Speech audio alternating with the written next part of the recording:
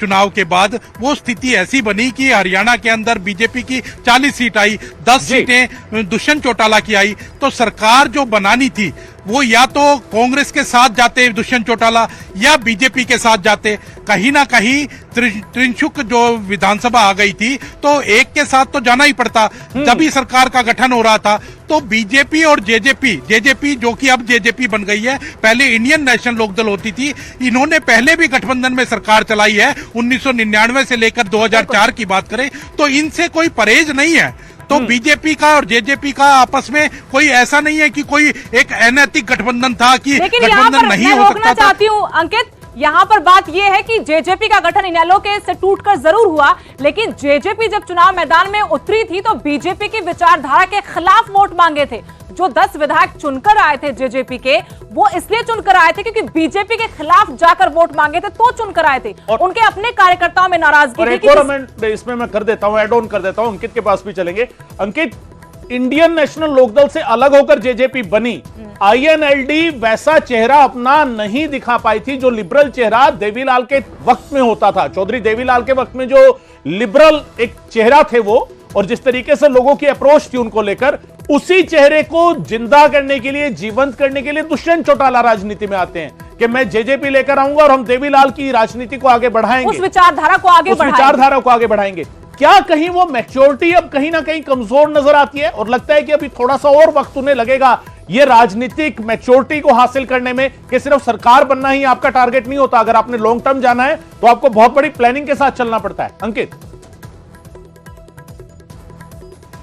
बिल्कुल, आपने 2 सवाल किए हैं। पहला सवाल सुदेश ने किया है। सुदेश का सवाल जो है वो ये सवाल है कि कहीं ना कहीं अलग विचारधारा से चुनाव लड़ा था। बिल्कुल अलग विचारधारा से चुनाव लड़ा था। अलग जो सारी बातें बीजेपी के खिलाफ कही गई थी, क्योंकि 5 साल से बीजेपी की सरकार थी और उसके खिलाफ बातें की गई थी। लेकिन कहीं ना कहीं मैंने कहा कि बीजेपी ज्यादा सूट करती थी कांग्रेस की बजाय। कांग्रेस और जेजेपी ने भी अलग अलग चुनाव लड़ा था, लेकिन कहीं ना कहीं ये हो रहा था कि अगर बीजेपी नहीं लड़ती है तो जेजेपी और क्या है, कांग्रेस आपस में जा सकते हैं क्या? क्योंकि कांग्रेस के साथ जेजेपी नहीं जाना चाहती थी, क्योंकि उनका आरोप था कि उनके दादा को, उनके पिता को जो जेल कराई है वो कांग्रेस के नेताओं ने कराई है, तो कांग्रेस के साथ उनका गठबंधन नहीं हो सकता था। और कहीं ना कहीं एक कॉमन मिनिमम प्रोग्राम इनके द्वारा बनाया गया और उस कॉमन मिनिमम प्रोग्राम पर सरकार बनाई गई। कुछ वादे पूरे भी हुए हैं जो वादे साझे किए गए थे, क्योंकि सरकार अदरवाइज तो दोबारा से एक बार चुनाव होता हुआ हरियाणा के अंदर नजर आता। तो ठीक है, चुनाव तो अलग अलग ही लड़ा जाता है और एक दूसरे के खिलाफ ही लड़ा जाता है, लेकिन आफ्टर चुनाव, पोस्ट चुनाव जो स्थितियां बनती है उसके हिसाब से फैसला लिया जाता है। लेकिन अभी जो पूरा सिनेरियो है उसमें लगता है कि दुष्यंत चौटाला, उनके पिता राष्ट्रीय संयोजक पार्टी के डॉक्टर अजय चौटाला, ये नहीं भाप पाए कि उनके अपने ही उनके साथ नहीं है बल्कि बीजेपी के साथ ज्यादा है। और इस पूरे घटनाक्रम में हुआ भी यही कि जेजेपी के अपने 5 विधायक बीजेपी के संपर्क में थे। उधर सरकार ने गठबंधन तोड़ दिया। जेजेपी का गठबंधन टूटना था क्योंकि लगातार संपर्क में बने हुए थे। और फिर सवाल को और तीखा कर लेते हैं सुदेश, क्या ये बाप बेटे की जोड़ी ने डिसाइड कर लिया, पिता पुत्र ने डिसाइड कर लिया कि हम गठजोड़ आज कर रहे हैं और आज तोड़ रहे हैं? विधायकों को अपने फेथ में लिया ही नहीं, इसी वजह से विधायक कहीं ना कहीं भाग गए। नहीं, बिल्कुल, क्योंकि विधायक पहले से नाराज थे, हर किसी को तो नहीं साध के चल सकते थे। लेकिन देवेंद्र बबली जो तीखा बोलते थे उनको कैबिनेट दे दिया आपने, लेकिन रामकुमार गौतम हो, बाकी विधायक हो, ईश्वर सिंह हो, तो ये बड़े चेहरे थे और उनके साथ आए, उनको उम्मीद थी कि उनको कुछ दिया जाएगा। तो वो धीरे धीरे यहाँ की नाराजगी ऐसी हुई कि बीजेपी के साथ नजदीकियां उनकी बढ़ती गई और नजदीकियां ऐसी बढ़ी कि जब बीजेपी को लगा, देखिए जेजेपी के हाथ में कुछ है नहीं, हमें 10 की 10 सीटें चाहिए, क्योंकि 400 पार का नारा दिया है, 400 पार का नारा ऐसे तो नहीं पूरा होगा, ऐसे में अकेले चुनाव मैदान में उतरेंगे।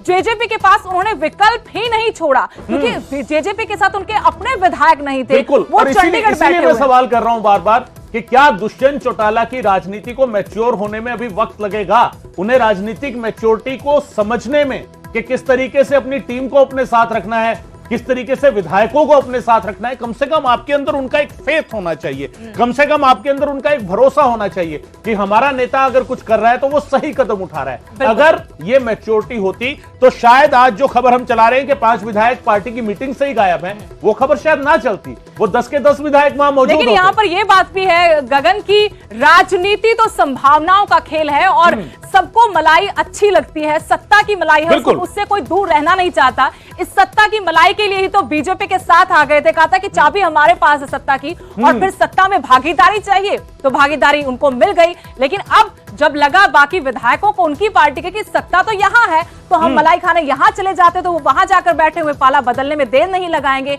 अभी बैठक में नहीं पहुंचे तो समझिए कि पाला वो बदल ही चुके हैं, सिर्फ औपचारिक ऐलान नहीं होना और कानून भी अभी उनको वो रियायत नहीं दे रहा कि वो कहते कि हम अब बीजेपी के साथ हैं। बिल्कुल, एंटी डिफेक्शन लॉ से अगर बचना है तो गिनती के हिसाब से अगर हम देखें 2/3 की अगर बात करें तो तकरीबन 7 के करीब विधायक होने चाहिए, जो अगर इधर आ गए तो फिर एंटी डिफेक्शन लॉ भी नहीं लगेगा, लेकिन वो हो सकता है। भी नहीं लगेगा। मैं फिर से कह रही हूं कि ऐसा भी हो सकता है। जेजेपी के साथ कौन है? आपने 2 मंत्री दिए, अनूप धानक उकलाना से विधायक, उनको आपको कैबिनेट में रखा हुआ है। देवेंद्र बबली, मुझे लगता है कि देवेंद्र बबली जिस तरीके से बीजेपी के साथ है और बीजेपी ने देवेंद्र को अपनी तरफ साध लिया है। जब टोहाना से चुनाव लड़ते हैं, सुभाष बराला नाराज रहते थे क्योंकि उनको हराकर ही वो जेजेपी से विधायक बने, फिर उनको मंत्री भी बना दिया गया। सुभाष बराला को साध चुके हैं, उस जाट चेहरे को वो राज्यसभा भेज चुके हैं। अब ये ना हो कि बीजेपी के टिकट पे अगला चुनाव लड़े देवेंद्र बबली, मुझे लगता है कि बहुत नजदीकियां हैं। मुमकिन हो और इस बार हमने विधानसभा में भी देखा जब बजट सत्र चल रहा था किस तरीके से निशाना साध रहे थे बार बार अपने ही डेप्यूटी मिनिस्टर पर, उप मुख्यमंत्री दुष्यंत चौटाला पर एक के बाद एक निशाने साधे जा रहे थे। वो काम रामकुमार गौतम को तो हमने बहुत दफा देखा करते हैं। निशाने साधने की बात आई है, मैं थोड़ा सा जिक्र कर रहा हूं ट्विटर पे आज क्या चल रहा है। ट्विटर पे आज और पिछले दिनों में जो चला, पिछले दिनों में दुष्यंत चौटाला चेहरा हम दिखा रहे हैं, डिप्टी सीएम, उन्होंने एक ट्वीट किया था ब्रिजेंद्र सिंह को लेकर, उन्होंने ट्वीट किया था और शेयर लिखा था, दर दर पे जाकर लोग खुदा बदलते हैं, दर दर पे जाकर लोग दुआ बदलते हैं, खुद को नहीं बदलते खुदा बदलते हैं। और आज जवाब दिया है ब्रिजेंद्र सिंह ने। ब्रिजेंद्र सिंह लिखते हैं, मुझे शायरी तो नहीं आती ज्यादा लेकिन एक शेर याद आ रहा है, बड़े बेआबरू होकर तेरे कूचे से हम निकले। सो कहीं ना कहीं वो राजनीतिक एक कहा जाए कि तंज। चलिए अंकित के पास चलते हैं। अंकित हमारे साथ जुड़े। जी अंकित, क्या अपडेट, क्या जानकारी आपके पास?